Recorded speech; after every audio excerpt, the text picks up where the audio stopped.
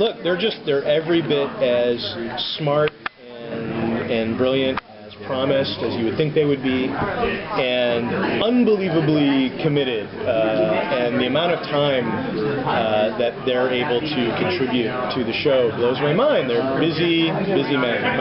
Here's my favorite JJ story. I'm on the phone with JJ, and we're discussing a piece of casting, and we're kind of, debating the pros and cons of the character. And then in the middle of the conversation, JJ stops and says, "Eric, hold on a minute, just 1 minute."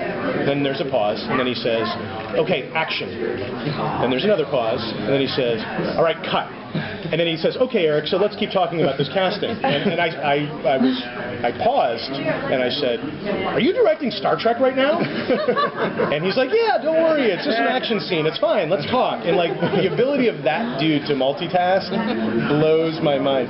And Jon has just been such an incredible partner, and so understood the tone and brings such a level of fun to the project. And I just, we were inseparable, and I'm thrilled to be working with those guys. I'm just a fan, I'm just a guy who digs Iron Man and Star Trek and Super 8, so just to be able to work with those guys, it's like, I try to put on like this really cool front, like, oh yeah, we're working together, and let's pitch ideas, but really I just want to take pictures of them. So how did you get Jon Favreau on board for directing? He came in, I mean, we had the script, and then it was, NBC greenlit it, and as things do in television, everything moves just remarkably quick, and once it was a green light, it was hire a director, and so we were very fortunate. Frankly, there was an embarrassment of riches of directors who were interested in taking that job. Who got turned down then? Yeah, right. And then Jon came in, and Jon, really, he sat down, and the first thing he said to me is like, "I get what you're doing." He's like, "This isn't a post-apocalypse show. This is Star Wars." And that was entirely what my secret plan was, which was to do Star Wars, which was an action show, have it be about hope, and have it be really a Joseph Campbell hero's journey, and to make it about heroes and a quest and good and evil. And he sat down and got that immediately, and he's like, "I don't see this as a dark show. I see this as a really fun, hopeful, light show." And I said, "That's exactly what we have always wanted," and obviously his directing is impeccable, and I've never seen a director better with actors than that guy.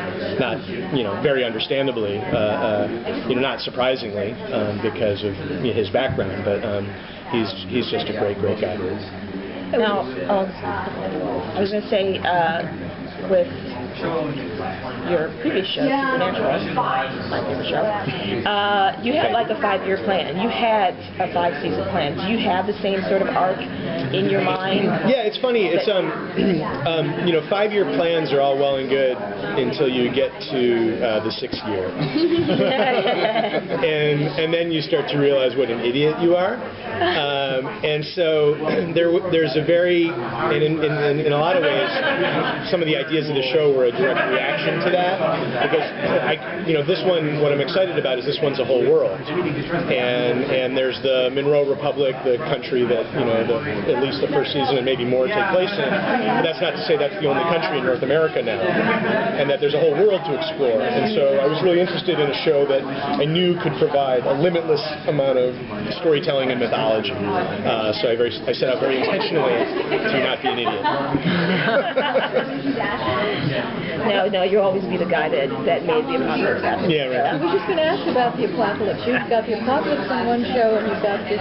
I know. Kind of a downer on It's the been other. pointed out to me, and funny enough, I didn't make the connection that apparently I love the apocalypse. I wasn't aware of it.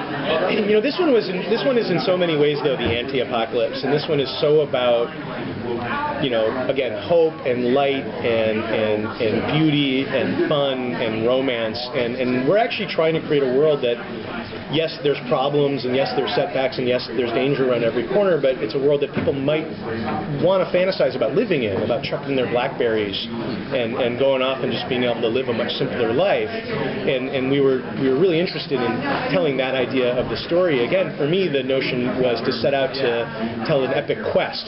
I didn't set out to say I want to make a story about the apocalypse. It was I want to tell a story about an epic quest, and then that becomes the question that follows after that is like, okay, then what's the kingdom?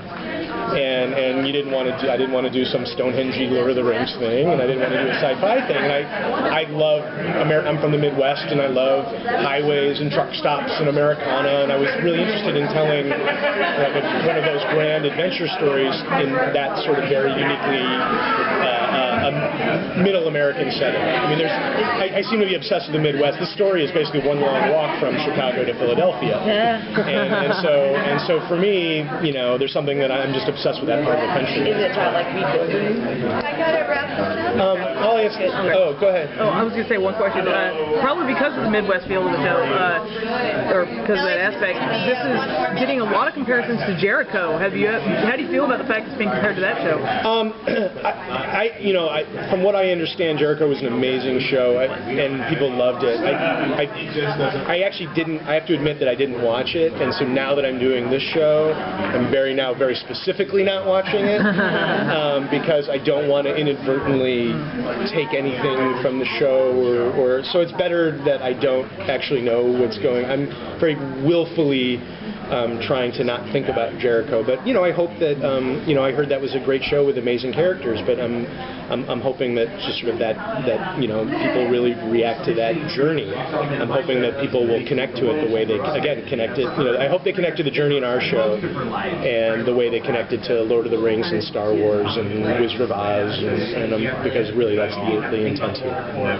Okay, thanks everybody. Thank Good you. seeing you.